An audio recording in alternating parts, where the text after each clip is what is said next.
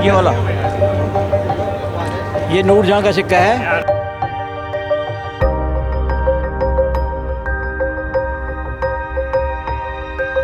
आज इसकी काफ़ी मतलब 5 डिजिट में इसकी वैल्यू है। मतलब ये गोल्ड पैगोडा है, ये 900 कम से कम 300 साल का पीरियड है इसका।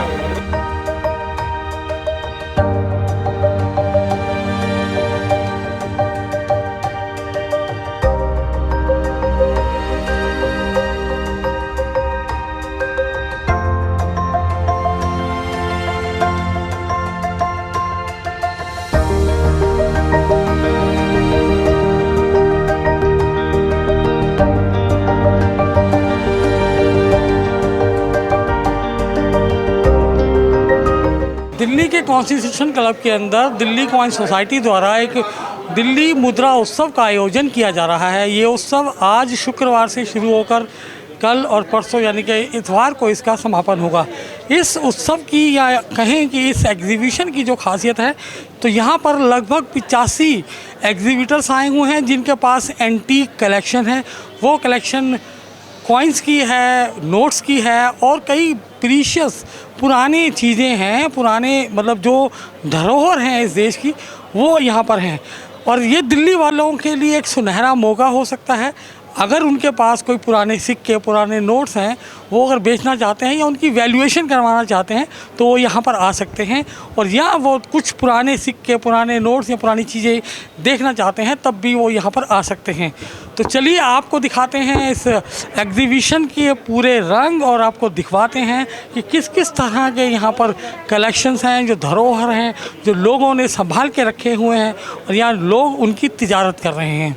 दिल्ली के कॉन्स्टिट्यूशन क्लब के अंदर जो दिल्ली मुद्रा उत्सव चल रहा है, इसी बीच में हम आपको एक ऐसे स्टॉल पर लेकर आए हैं जो pioneer of this such of this kind of profession. Toddy वाला जी हमारे साथ में, चलिए बात करते हैं इनसे और पूछते हैं। सर आपका नाम? मेरा नाम फ़ारूक सावक शाह टोडी वाला, पारसी हूँ, बॉम्बे से हूँ जी। कितने समय से आप ये काम कर रहे हैं? सर 56 ईयर्स कुछ हुए हैं। 1967 से शुरू किया है जी। कुछ बताएंगे इस कलेक्शंस के बारे में, किस तरीके से ये काम होता है, किस तरीके से ये मुद्रा उत्सव के अंदर लोग आते हैं? मुद्रा उत्सव में लोग आते हैं पुराने सिक्कों लेने खरीदने में करके, और अभी ज़्यादा से तो पुराने सिक्के कम मिलते हैं, तो बहुत लोग अभी नए मॉडर्न नोटों और इसके लिए कलेक्शन करते रहते हैं। हाँ जी। अगर हम चाहेंगे अपने दर्शकों को दिखाना कि आपके पास सबसे पुरानी कलेक्शन और सबसे लेटेस्ट कलेक्शन अगर कुछ हो तो आप दिखाएंगे?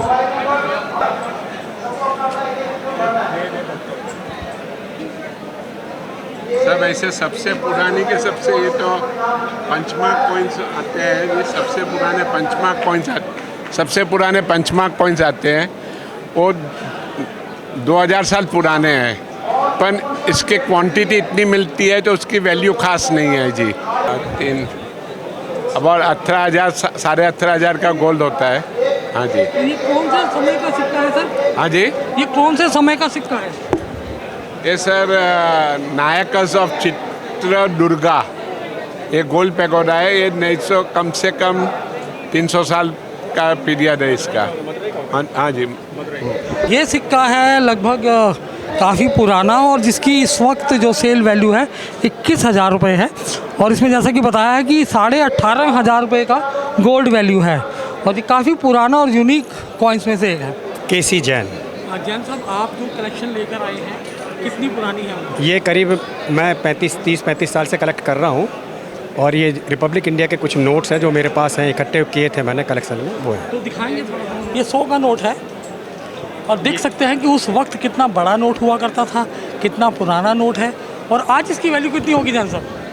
आज इसकी काफ़ी मतलब 5 डिजिट में इसकी वैल्यू है। मतलब मैं 20,000 के आसपास मान के चलिए। मतलब कि देख सकते हैं कि कितनी वृद्धि हुई है इस करेंसी के अंदर। और ये करेंसी की वैल्यू नहीं है, ये इसकी हिफाजत की वैल्यू है और इसकी कलेक्शन की वैल्यू है। तो इस तरह के कितने नोट्स आपके पास हैं? नहीं, ये तो बहुत लिमिटेड है। बाकी स्पेशल आपकी कलेक्शन की हैबिट है या कहीं भूल गए थे? नहीं, हॉबी है मैंने 30-35 साल तक कलेक्ट एक्टिवली किया है। इसी बीच में हम एक और स्टॉल पर आए हैं। यहाँ पर महेंद्र कुमार चौधरी जी का स्टॉल है। चलिए बात करते हैं इनसे और देखते हैं कि यहाँ पे कई पुराने नोट भी और बड़े बड़े नोट दिख रहे हैं हमें। सर ये जो है ये नोट, इसके बारे में बताएंगे? ये 1000 का नोट है जी। ये 75 का बना हुआ है, 1975 का, और ये 1978 में मोरारजी देसाई ने बंद कर दिए थे। तो शायद ये वही नोट है जिसको कहा जाता है कि लोगों ने जब बंद होने के बाद बोरों में भर के फेंके थे, लोगों ने सिगरेट की तरह। ये भी फेंके थे, ये भी खूब इसकी भेलपुड़ी खाई है इस पे रख के लोगों ने। तो ये आज इस नोट की कितनी वैल्यू है? आज इस नोट की वैल्यू है जी 1 लाख रुपए। मतलब वो नोट जो कभी यूजलेस हो गया था, जिसको फेंका गया था लोगों ने, हाँ जी। और आज वो 1000 का नोट 1 लाख रुपए। हाँ जी, और 1 लाख रुपए का नोट है। और ये कंडीशन इसकी ऐसी है जैसे नई गड्डी में से नोट निकालते हैं ना, बिल्कुल वैसा ही नोट निकला हुआ है। और आपके यहाँ पे कोई प्रीशियस नोट हो, जो वैल्यूएबल नोट हो, जो देखना चाहें? ये 2 रिम है 1 रुपए की, दोनों का पहले के नंबर भी सेम है और बाद के नंबर भी सेम। ये पूरी एग्जीबिशन में कहीं नहीं मिलेगी आपको। 1 रुपए का नोट है, सेम सीरीज के 2 गड्डियाँ। 10 गड्डी 20 गड्डी हो गई ना टोटल ये। हाँ जी, हाँ जी। तो ये क्या गलती है सरकार की, या सरकार जानबूझ के ऐसा कुछ करती है? अब ये तो हमें भी नहीं मालूम जी, गलती है कि जानबूझ के किया हुआ है। ऐसे मेरे पास 2 सेट है, एक में 00A है, एक में 05A है, नंबर दोनों का सेम है। ये तो बिल्कुल ही सेम है। तो यानी कि हम देख सकते हैं कि ये 1 रुपए की गड्डी है, जो आम लोगों को शायद मुहैया नहीं होती, लेकिन यहाँ पर ये, और जो ताज्जुब की बात हमें इन्होंने बताई है कि ये सेम सीरीज़ की, ये सेम नोटों की गड्डियाँ हैं, और ये 2 सेट हैं। बहुत 18 गड्डी है एक ही नंबर की, एक ही नंबर की 18 गड्डियाँ हैं। तो इसे इत्तेफाक है, गलती नहीं, है? एक गड्डी खरीदनी पड़ती है हमारे को भी, एक साथ नहीं मिलती है, हमको भी खरीदनी पड़ती है। अब ये देखिए इसके अंदर 100 नोट है, ये एक ही नंबर के।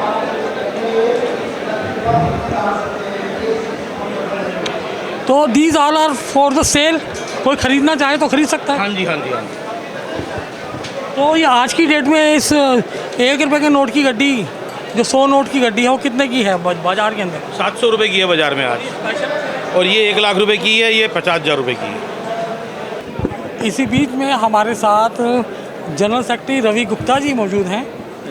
सर बताएंगे इस पूरे मेले के बारे में, उत्सव के बारे में, किस तरह की चीज़ें, क्या खासियत है? ये एग्जीबिशन पूरे देश में होती है, लेकिन दिल्ली में जो है खास करके बहुत अच्छे लेवल पे बड़ी होती है, और हम लोग सारे हर शहर से इनवाइट करते हैं। यहाँ पर हमारे यहाँ 11 स्टेट से आए हुए हैं। कितने एग्जीबिटर्स हैं? हमारे 87 एग्जीबिटर हैं यहाँ पर, और 100% स्टॉल बुकड है। और यहाँ पर ये होता है, स्टॉल्स होते हैं ज़्यादातर आपस में लेते हैं और बाहर वाले भी लेते हैं, क्योंकि कोई चीज़ साउथ में निकलती है तो कोई चीज़ दिल्ली में निकलती है, कोई चीज़ जब कश्मीर में निकलती है तो कश्मीर वाला जो कन्याकुमारी वाला ले जाएगा उससे जहाँ निकलता है, क्योंकि वहाँ वो होता नहीं है, इसलिए एक्सचेंज होते हैं एक तरह का। तो रवि जी, आपके यहाँ पे स्टॉल पे कोई प्रीशियस सिक्का या नोट होगा, वो दिखाएंगे? प्रेशियस तो सबके पास होते हैं, बहुत सारे होते हैं। नहीं, आपके यहाँ खास? मेरे यहाँ आधी चांदी का रुपया है, मतलब चांदी में है और बहुत प्रेशियस है। कौन सा वाला है? एक सिक्का मैं आपको बताऊंगा, जो नूरजहाँ का था, नूरजहाँ का सिक्का जहांगीर के टाइम में, ये वाला,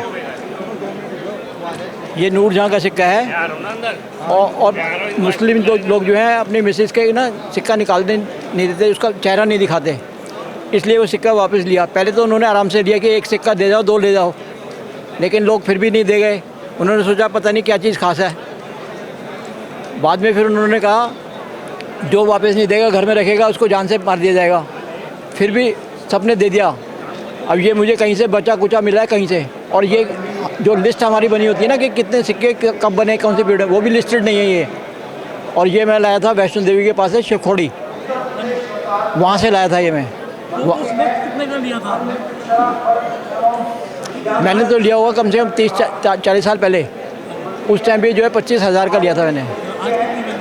आज तो है ही नहीं, वैल्यू नहीं है, दूसरा पीस ही नहीं है, कुछ भी हो सकती है। तो आप बेचने को तैयार हैं? नहीं तैयार हो बेचने को। तो यानी कि सिक्के की खासियत हम दिखाना चाहेंगे कि ये इस सिक्के को देखना ही अपने आप में एक बहुत बड़ी बात हो सकती है। ये और इसके बारे में इसके पीछे लिखा हुआ है, क्या लिखा हुआ है सर इसके नीचे? वो नूर जहाँ के बारे में लिखा हुआ है, ईयर लिखा हुआ है, कौन से सन में उसने राज किया है।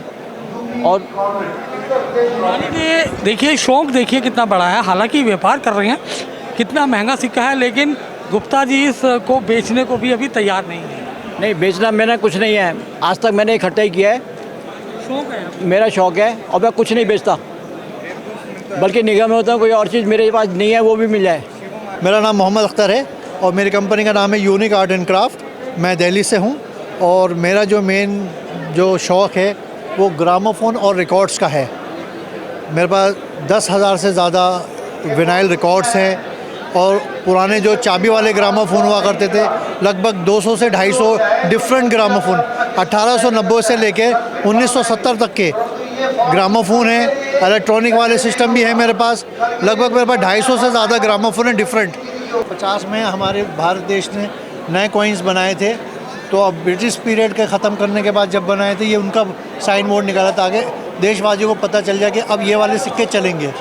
तो ये वो साइन बोर्ड है जिसके अंदर उस ज़माने में सारे सिक्के निकले थे, 1 पैसा 2 पैसा, तो ये सारे नए पैसों के इन्होंने कॉइन्स बनाए थे। तो ये वो साइन बोर्ड है जो 1957 में 1 अप्रैल से चालू करना था और गवर्नमेंट द्वारा ये जो एक नोटिफिकेशन दिया गया होगा और इस तरीके के ये बोर्ड्स लगाए गए होंगे कि अब ये सिक्के चलेंगे। तो यानी कि यहाँ पर इस दुकान पर इस प्रदर्शनी के अंदर ये बोर्ड भी मौजूद है और देख सकते हैं कि क्वालिटी के वाइज अगर हम बात करें तो कितना बढ़िया तरह का इसमें आयरन लगा हुआ है और बहुत उम्दा कलर की पेंटिंग हुई है। इसकी स्पेशलिटी है कि ये जो ना एनिमल साइन बोर्ड है, ये नॉर्मल लोहे का बोर्ड नहीं है। ये जैसे चांदी सोने मीना के मुग़ल ज़माने में मीना यूज़ होता था, तो ये उसी तरह का एक मेटल होता है एनिमल जो ज़वारात में यूज़ होता था। तो इसके ऊपर ये बनता है, ये 100 साल भी और ऐसे रहेगा। उत्सव चल रहा है, इसी बीच में हमारे साथ में इस मुद्रा उत्सव के ऑर्गेनाइजरों में से एक मिस्टर असलम जी हमारे साथ हैं। चलिए बात करते हैं, पूछते हैं पूरे कार्यक्रम के बारे में और ये पूरा जो उत्सव चल रहा है सर इस प्रोग्राम के बारे में। हाँ, ये दिल्ली कॉइन सोसाइटी हमारी 25 साल पुरानी सोसाइटी हो गई है। इस सोसाइटी का हमारा ये 25वां वार्षिक उत्सव है जिसको हम सिल्वर जुबली नाम से दे रहे हैं। और साथ ही साथ जो है हमारे देश को 75 साल हो गए आज़ादी को, तो अमृत महोत्सव के साथ हमने इसको जोड़ा है। इस प्रोग्राम को करने का मकसद हमारा ये है कि हम जो देश की धरोहर है सिक्के के रूप में, मेडल के रूप में, नोट के रूप में और स्टैम्प जो डाक टिकट होती है उसके रूप में, मेडल के रूप में, नोट के रूप में, इस सबको कैसे हमें संजोग के रखना है, संभाल के रखना है। और उसको जैसे हमारे नोटों के अंदर, सिक्कों के अंदर अलग अलग तरह के हिस्ट्री के हिसाब से सिक्के बनते हैं, उन सिक्कों को हम कैसे संभाल के रखें और उसको अपने आने वाली पीढ़ी को इस धरोहर को कैसे पहुँचाएँ। हम जो है उस धरोहर को हम आगे वाली पीढ़ी में कैसे हस्तांतरित करें उसके बारे में हम जो है लोगों को परिचित कर रहे हैं। और यहाँ पर जो है ये हमारी प्रदर्शनी 3 दिन के लिए लगने जा रही है। आज इसकी ओपनिंग हुई है, 24, 25, 26 3 दिन तक ये चलेगी प्रदर्शनी। इसमें प्रदर्शनी के अंदर आम लोग भी आ सकते हैं खरीदारी के लिए? जी बिल्कुल, आम लोग यहाँ अपना ख़रीदारी के लिए भी आ सकते हैं और बेचने के लिए अपनी उसकी वैल्यू लगवाने भी आ सकते हैं यहाँ पर। बीच में इस उत्सव के अंदर अपनी उपस्थिति दर्ज करवाने नरेंद्र कश्यप जी आए हैं, ये उत्तर प्रदेश से हैं। नरेंद्र कुमार कश्यप उत्तर प्रदेश सरकार में मिनिस्टर हूँ, स्वतंत्र प्रभार का। यहाँ पे आने का मकसद और क्या खास? अलग अलग कालखंड की करेंसी को देखने के लिए, समझने के लिए, जानने के लिए कि आखिर हमारे देश में कब कौन कौन सी करेंसी चलती थी, उसकी महत्ता क्या थी, उसका रूप क्या था, स्वरूप क्या था। एक तरह से करेंसी की हिस्ट्री को जानने का एक बेहतरीन मौका मैंने इसको समझा और देखा कि यहाँ पर ब्रिटिश काल की करेंसी भी स्टोर की हुई है, जिसको जान के कम से कम हम लोग अपनी नॉलेज को बढ़ा सकते हैं इस बात के लिए कि आने वाली जनरेशन, आने वाले लोग उनको हम बता सकें, समझा सकें कि किस किस कालखंड में कौन कौन सी करेंसी रही है और उसका टाइप कैसा था, इम्पोर्टेंस कैसी थी, शेप कैसा था। तो बेसिकली करेंसी की हिस्ट्री को जानने का इससे बेहतरीन मौका और क्या हो सकता है। तो ये थी पूरी प्रदर्शनी जो हमने आपको दिखाई, और उम्मीद करते हैं कि आपको ये एपिसोड पसंद आया होगा। और अगर आपको ये एपिसोड पसंद आया है तो इसको शेयर कीजिए, लाइक कीजिए, और यदि अभी अब तक आपने हमारा चैनल सब्सक्राइब नहीं किया तो उसको सब्सक्राइब कीजिए। आज के लिए इतना ही, शीघ्र मिलते हैं एक नए एपिसोड के साथ। जय हिंद, जय भारत।